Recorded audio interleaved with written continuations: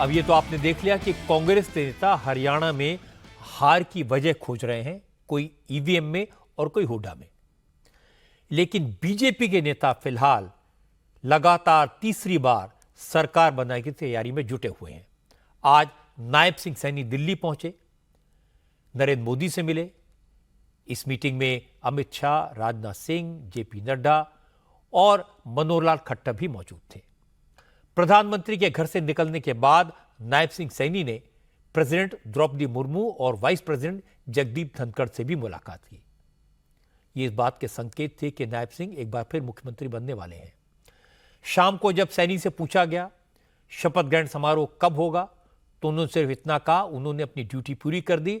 अब मुख्यमंत्री कौन होगा, शपथ ग्रहण कब होगा, ये सारे फैसले पार्लियामेंट्री बोर्ड करेगा। विधायक दल अपना नेता चुनेगा और जो उसमें फैसला होगा वो सर्वमान्य होगा। हरियाणा के विधानसभा चुनाव में बीजेपी को 48 सीटों पर जीत मिली है। बीजेपी के पास पूर्ण बहुमत है, लेकिन आज 3 निर्दलीय विधायकों ने भी बीजेपी को सपोर्ट देने का ऐलान कर दिया।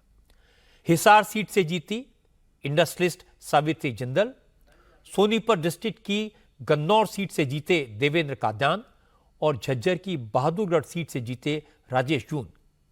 तीनों एमएलएज ने हरियाणा में बीजेपी के प्रभारी धर्मेंद्र प्रधान और सह प्रभारी बिप्लब देव से मुलाकात की और उसके बाद उन्हें कहा कि उन्हें प्रधानमंत्री नरेंद्र मोदी की लीडरशिप पर भरोसा है, वो बीजेपी की सरकार को सपोर्ट करेंगे।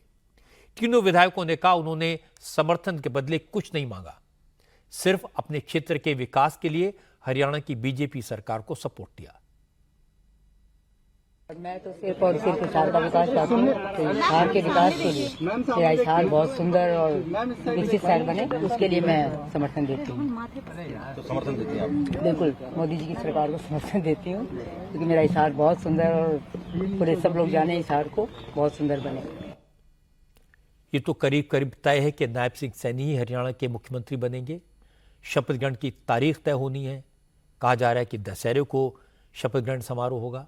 जहां तक निर्दलीय विधायकों के सपोर्ट का सवाल है, तो सावित्री जिंदल के बेटे नवीन जिंदल पहले से ही बीजेपी में है। देवेंद्र कादयान भी पहले बीजेपी में थे। ये दोनों टिकट न मिलने के कारण इंडिपेंडेंट लड़े थे। अब चुनाव के बाद फिर से बीजेपी के साथ आ रहे हैं, तो इसमें कोई हैरानी की बात नहीं है।